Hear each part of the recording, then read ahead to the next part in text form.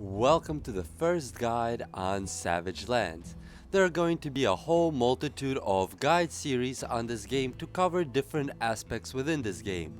From crafting to gathering to armor to different things that you would need to know to survive within this world.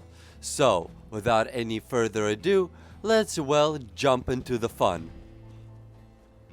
We will begin, of course, with the basics.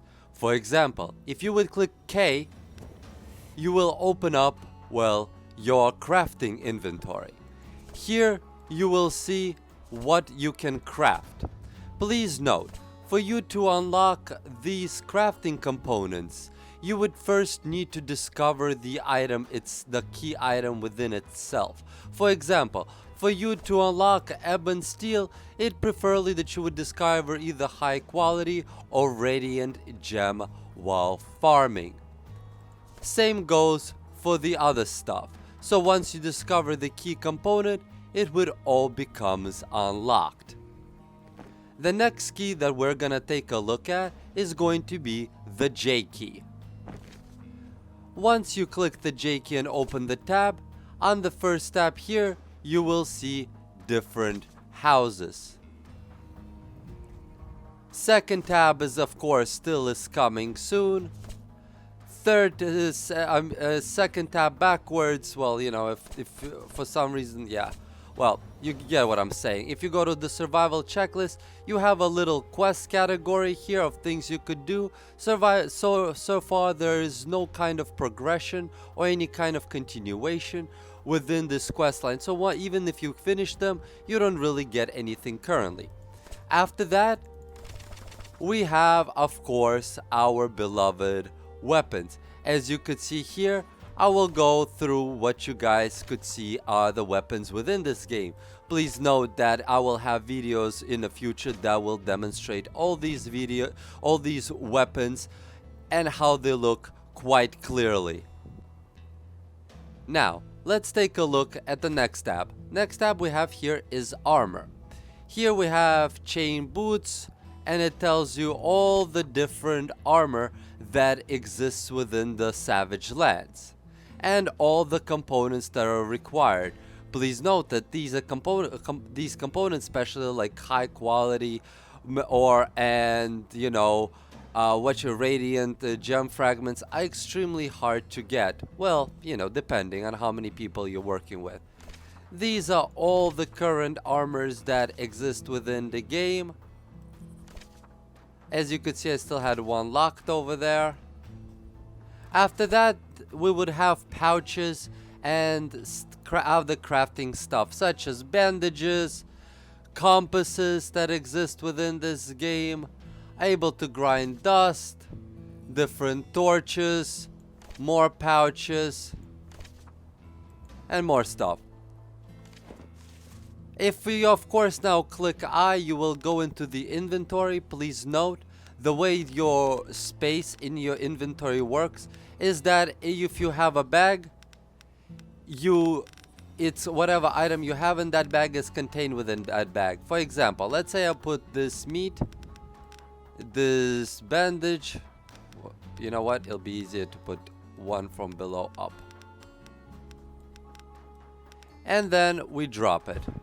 As you could see, I no longer have these items on me. They're also not on the floor. They're located inside of this little bag. Once you pick up the bag, and it goes into your inventory, as now you could see your items are back where they belong.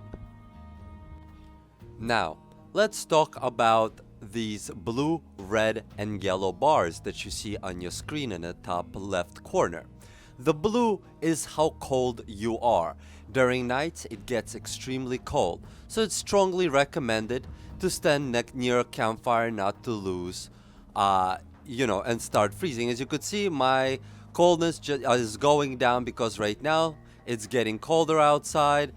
My character is naked, and I'm freezing. But once you go inside of a house and stand there for a short time, as you could see, my warmth now is going back up. The other ways to heal within this game to restore the red life, red bar, of course, I'm sorry, is to, well, eat. Different foods have different restoration based on HP. Food can also restore and warm you up, and could also restore, and obviously will restore, your fatigue, the orange bar. Your fatigue goes down based on if you constantly run, or if you're just walking normally, or if you're standing still. If you're running or sprinting, your fatigue will go down a lot quicker than if you would be just standing still. Even fighting does not take it down as much. For example, here we will have a battle to the death with one of their wolves. Come out into the light. And of course now I'm bleeding. Come on, Wolfie. Alright, now we got our wolf down. When you kill an animal, that actually saves me a lot of time looking for something to demonstrate it with. You will see that letter E appears on it. You click E, you can now loot the animal. You have meat that you can cook, that's gonna be in a different episode, pelts, and sinews.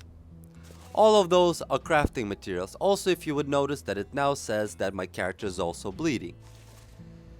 You can, of course, apply bandages.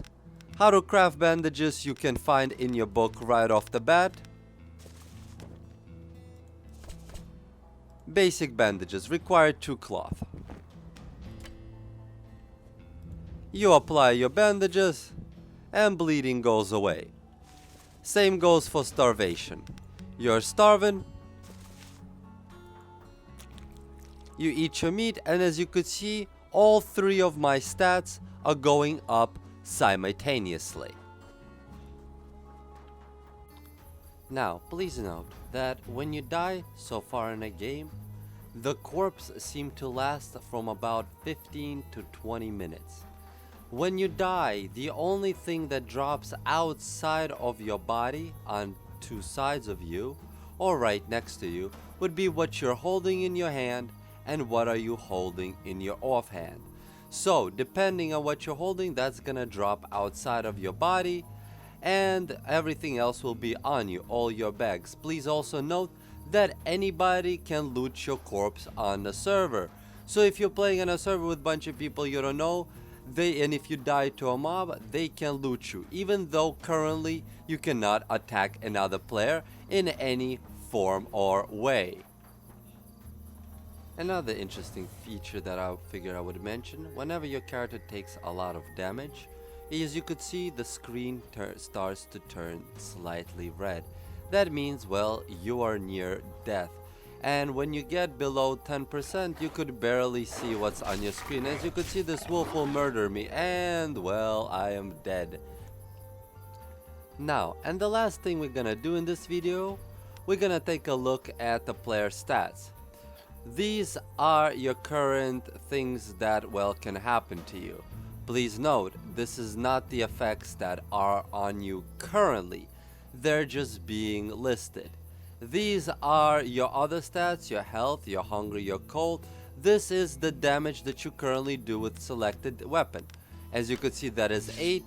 With an X I do 10. And depending on a weapon, that damage will vary. Please also note that eating raw food, for example,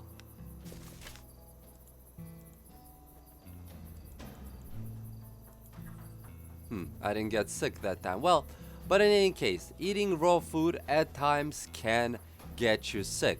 And well, your life will stop regenerating, and in some cases, it will start even going down. So please be careful on what you eat.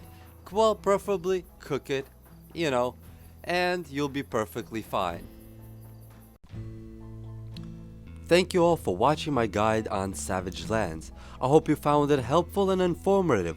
Please click on the next guide video or any of these other crazy little icons that I got over here. Just click one of them. Also, don't forget to check me out on twitch.tv where I stream live all the time. Also, don't forget to check out the Steam group community where I give away free games live on Twitch streams. during my streams and during special events within my community, I will hand out free games. You could check out, of course, previous live transactions and previous live streams on twitch.tv/gamesglitches, and you will of course see that this is no bullshit. Thank you all again, and be safe in a world of savage lands.